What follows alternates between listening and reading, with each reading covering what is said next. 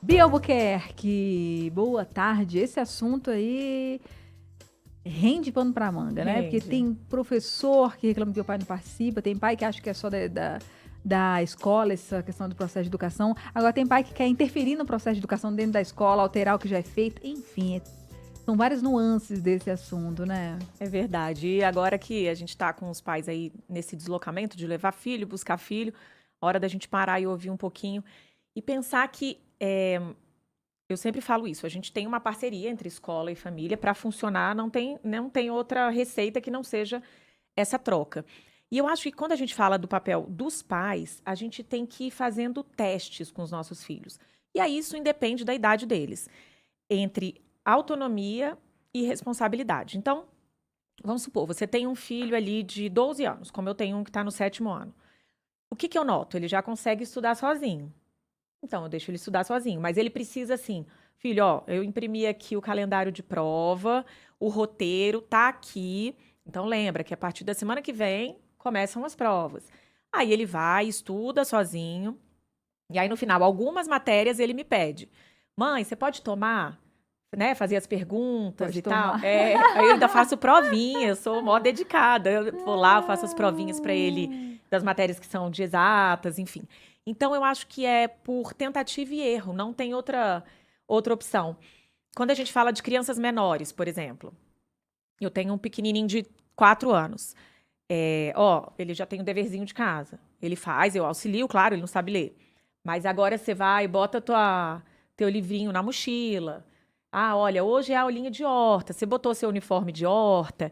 E aí, se você vir que ele não tá dando conta, que ele esqueceu, aí você vai lá e ajuda ele. Então, toda vez que a gente delegar alguma coisa para os nossos filhos, a gente vai observar para saber se eles deram conta daquela responsabilidade.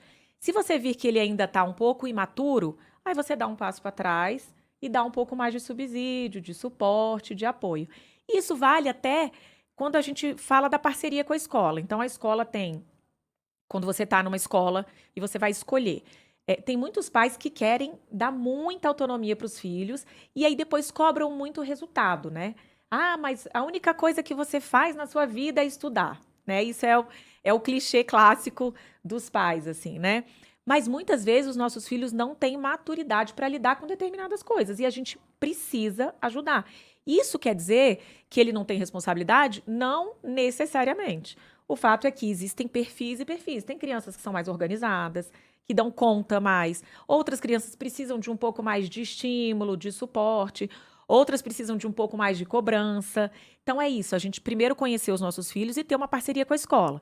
Por exemplo, no Leonardo, eles têm uma frase assim, que é a frase da escola, que é matéria dada, matéria estudada.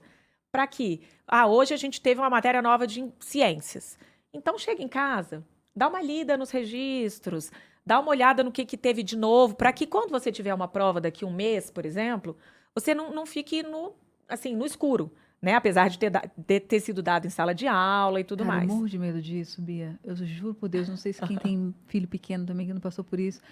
Aí a gente sempre com medo da próxima fase, mas como é que eu ajudo o meu filho, assim? E se a gente vai, se eu vou ser suficiente para ajudar ele nessas fases, assim, se eu vou estar presente, e como é que se faz essa presença? Esse seu compartilhar de fazer provinha, gente, e ela tem 4 filhos, gente, são 4, assim, eu fico pensando, meu Deus do céu, com diferentes idades, De fases de diferentes, né? conteúdo, assim, de estar presente, saber o que está acontecendo. Eu confesso que eu morro de medo. Não é assim, é o que eu digo, cada filho tem uma demanda pra gente.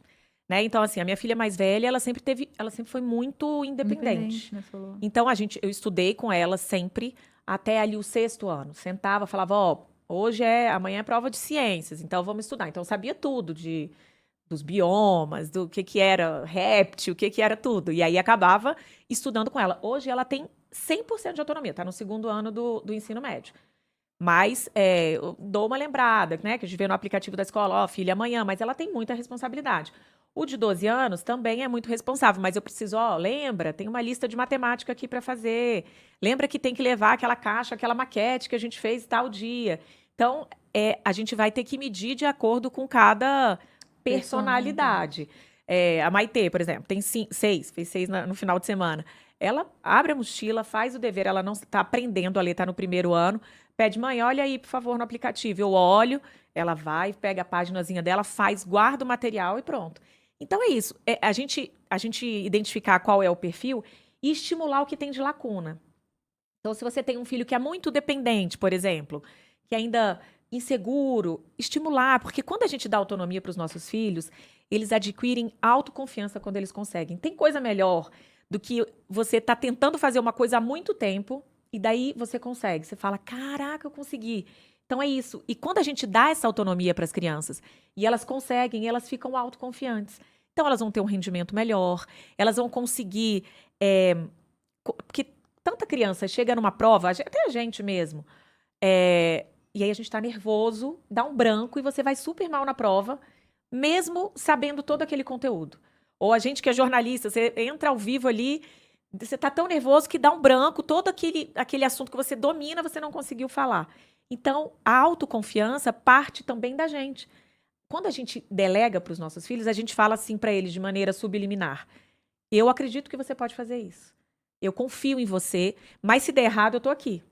Fazer essa retaguarda sempre, para que ele também não se sinta tão pressionado, Aham. mas entregar, confiar, acreditar e deu errado, não deu 100% certo, tudo bem, a gente refaz aqui esse pedacinho, mas eu acho que isso é, é uma palavra que tá na moda, mas é verdade, empodera a criança, né? Deixa ela mais segura mesmo. E aí, essa segurança, ela passa em várias questões.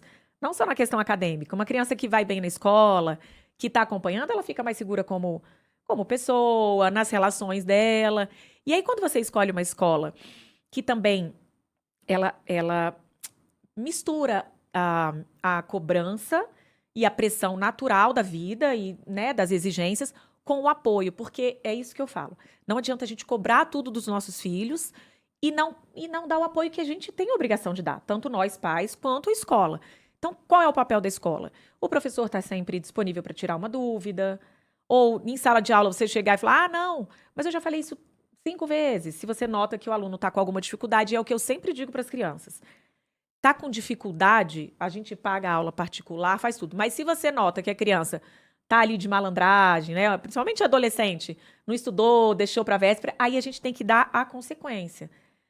Hoje é o clássico, né? 10 da noite, mãe, não sei nada de química. A prova é quando? É depois de amanhã.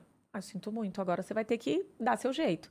Né? Então, entender que eles vão ter que ter a consequência do comportamento deles, mas dar o suporte, a ajuda e sempre trocar com a escola, sabe?